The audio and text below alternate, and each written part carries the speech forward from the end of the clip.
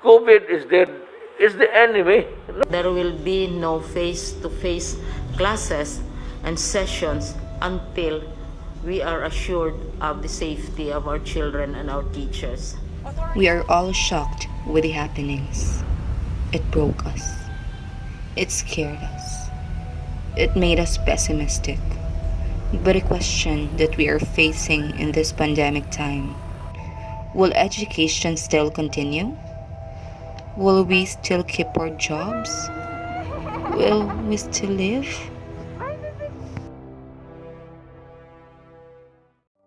Buhay. Welcome to President Ruas East Elementary School. The school is one with the Department of Education in the continuation of education and readiness.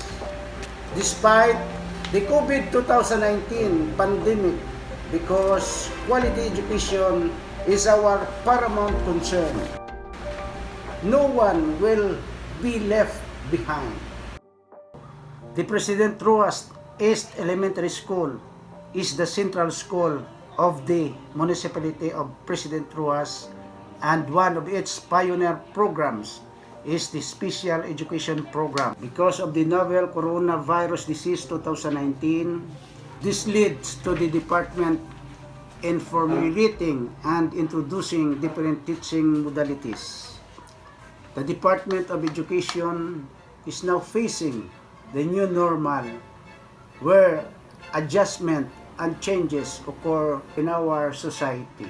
With the help and unity of the stakeholders, teaching and non-teaching staff, the school promulgate certain steps and guidelines in the preparation of the SPEED program for the opening of classes in the school year 2020-2021.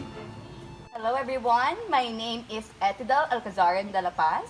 Hi, and I am Nicola de la Vista Pinito, And we are the Special Education Teachers of President Rojas East Elementary School.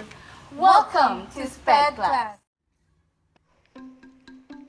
For weeks, the special education teachers were planning means in the implementation of the continuation of learning despite the pandemic that we are facing, prioritizing the safety and comfortability of the learners, as well as the effectivity of the planned activities in the implementation phase. The learning continuity plan of the class will then be discussed, explained, and suggested to the school head for appropriate feedback. Second step is the distribution, retrieval, and consolidation of the learners' enrollment school form. After consolidating the LESFs, the official list of enrollees was formulated and the identification of class organization list was done, wherein learners with mild to moderate cases will be divided into primary class, intermediate class, and advanced class. For severe to profound cases, one-on-one sessions will be done. The assigning of classes will be based on the learner's age, identified disability, and levels of learning. Fourth step is the planning and formulation of the weekly plan of activities. From identifying the learners to handle, the advisors will formulate the weekly plan of activities for the entire school year, which will serve as their guides in providing teaching and in modifying modules, worksheets, and activities for each class or learner. Fifth step is the preparation of the learning modules, worksheets, and activity sheets, as well as the parents' guide and checklist.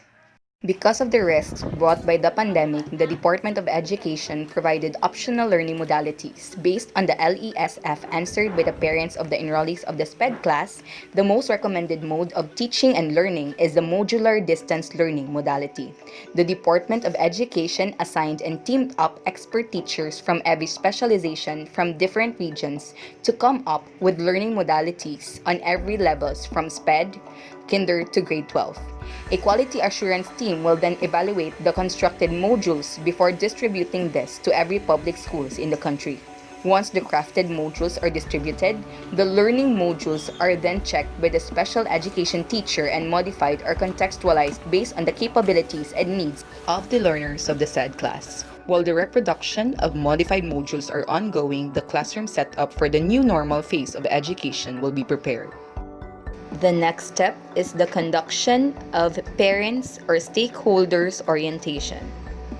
To start the school year 2020-2021, a parents' orientation was conducted where parents were informed and oriented in the planning and scheduling of the distribution and retrieval of modules, home visitation proposals, as well as the protocols and possible risks and teaching alternatives that will be done in this time of pandemic.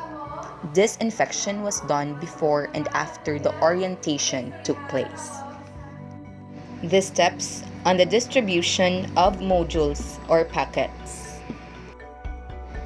In the distribution of modules, schedules will be made by class. The special education advisors will divide the classes under them into two groups. Group 1 will get their module kits on Monday, while Group 2 on Tuesday. Each parent will be scheduled to a 1-hour one-on-one session of module instruction based on the assigned time and day of getting the module kits. Certain steps, protocols, and disinfection will be done before and after the one-on-one session to ensure the safety of both sides. Moreover, the teacher will still give the parents module guides for them to follow in doing the modules, as well as checklist in attaining the said activities. An attendance sheet on module distribution will then be signed by the parents. These steps portrays the retrieval of packets or modules as well as the assessment phase. Thursday and Friday will be assigned for module retrieval. Group 1 will return the modules on Thursday and Friday will be allotted for Group 2 parents. Similar to the distribution phase, a one-on-one session, maximum of 1 hour, will be allotted on each parent in the assessment phase, where the teacher is getting insights and will be interviewing the parent regarding the progress and performance of the learner while doing the modules.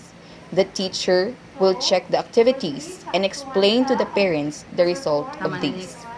An attendance on module retrieval will be signed to be used as one of the evidences in monitoring the child's progress. The home visitation session proposal. As proposed, a home visitation will be scheduled once a month for a 1-hour one-on-one session where the teacher will personally go to the house of each learner. Upon arrival, a customized PPE, which consists of mask, face shield, gloves, and sweater with alcohol sprayer, will be put on to ensure the safety and comfortability of the learners. The teacher will then let the parents sign the attendance sheet on home visitation. Review of lessons and evaluation through having series of discussions and activities will be conducted to monitor and assess the learnings and progress of the learners with special education needs. After the session, to establish effectivity, a homeschool coordination is enhanced through conducting counseling to parents or guardian where they will be asked series of questions on their learnings and challenges and encourage them in teaching and guiding their child. Afterwards, they will answer a parent's checklist regarding their personal insights and suggestions on how to improve home visitation sessions. A formal goodbye song will then be done before leaving the premises. Mayong adlaw sa tanan. Ako gali si Annabel Abindanyo, kag akong bata si Angelo Abindanyo. Sa isa ka tinaga nga maka-describe sa pandemic nga ini para sa akon nga ginikanan, mabudlay, wala ko kabalo kung pa dayonon ko akon nga bata sa pag eskwela sa kakululba. Pero nagapasalamat ako sa kay Ma'am Tidal nga ginabulig para sa bata ko. Para sa DepEd sa duwa ka teacher. Sang speed kay Ma'am Tidal kay Ma'am Nicole. Para sa ila, ang mambal ko lang maghalong man sila. God bless speed class. Mayong adlaw sa tanan, ako gali si Atidal Alcazarian de la Paz, isa sa mga SPED teachers sa special education class sa President Roas East Elementary School. Ako gid ang maestra nga nagtudlo pagbukas dira sa special education class sa East. So pila ka tuig nga pagtudlo ko, inigid nga tuig ang pinakabudlay sa akin regardless of the hardships that I experienced for the past years. Sa 23 ko nga enrollee subong, wala ko kabalo kung paano ni sila ubrahan sang individualized education plan nga para gid sa subong nga tuig. O ano ang akon ubrahon sa program ini nga para maging effective gid ang akon mga estudyante. Pero because of the help, the support of the Department of Education, of my principal, of my colleagues for guiding me as a SPED teacher, I know I will overcome it. The journey may be tough, But we will overcome. To our fellow special education teachers fighting. Kudos to the Department of Education.